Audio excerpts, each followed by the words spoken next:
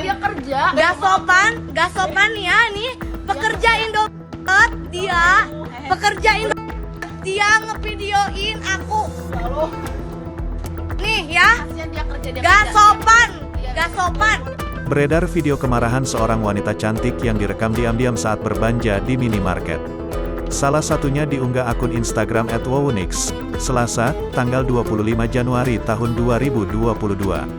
Terlihat dalam video, wanita itu langsung merekam salah seorang pegawai Indomaret. Bukan tanpa alasan, wanita itu kesal karena direkam diam-diam.